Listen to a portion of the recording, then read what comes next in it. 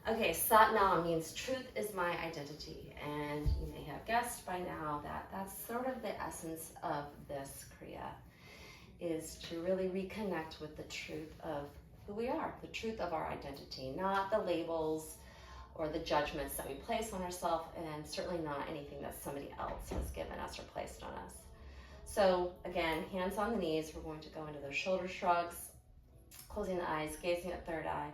Inhale, right shoulder up. Exhale, left shoulder up.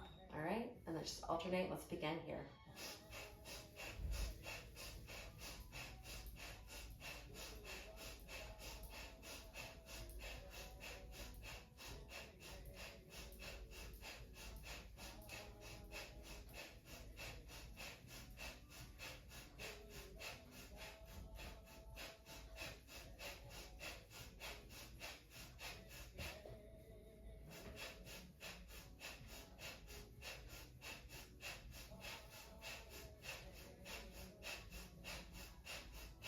Inhale, both shoulders up towards the ears. Exhale, lower. Take a moment here. Inhaling and exhaling. And now again, bring those pointer finger and thumb tips together in Gyan Mudra. Palms face up, resting on top of the knees. Release any need to control the breath. Allow yourself to become still. Bring yourself into a meditative state. And again, take a journey back to your past. See yourself, your past self.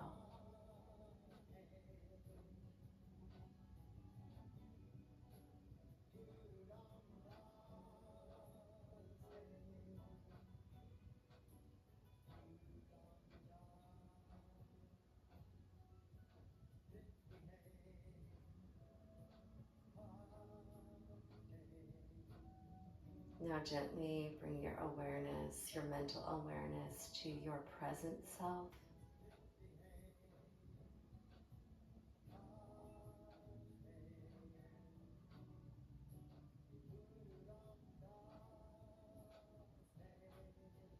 This is the self and the true identity of who you are, stripped away of all those worldly attachments.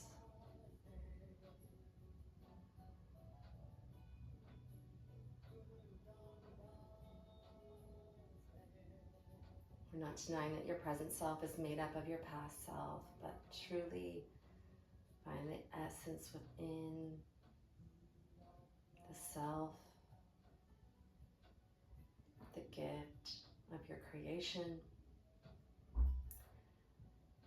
And then take your awareness, your mental awareness, into your future self. See it in your mind's eye.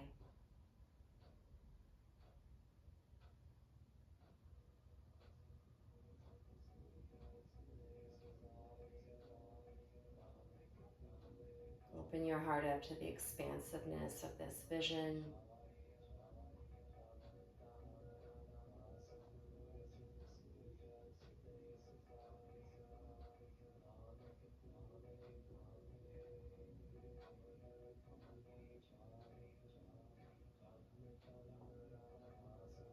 Take a big deep inhale. Hold that breath in for just a moment. Exhale, nose. Again, big deep inhale through the nose. Hold. Exhale. Last time, big deep inhale. Hold. And exhale. Gently open the eyes. Beautiful work. That concludes our kriya for the day and our gate for wisdom. Let's just seal this practice with one long Sat Nam and the final blessing. So bring those palms together and begin to rub them vigorously. Bring them to the heart center. Again, closing the eyes, gazing at the third eye. Let's just take an inhale to tune out. Sat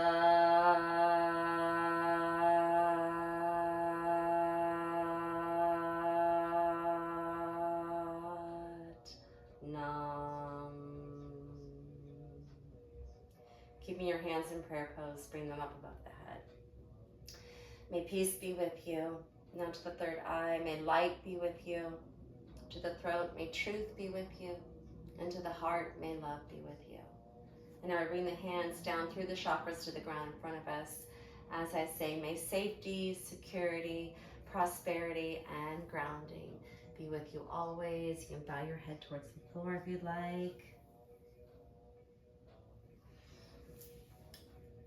Satnam, thank you again for being here. If you have any comments, please leave them for me. If you have any questions, leave those for me too. If you're enjoying this, please share, like, subscribe. There's more to come. I'm going to complete the entire human design calendar this year with these SoulFlow yoga practices. I hope that they are supportive for you. And until next time, mwah, mwah, mwah, be well.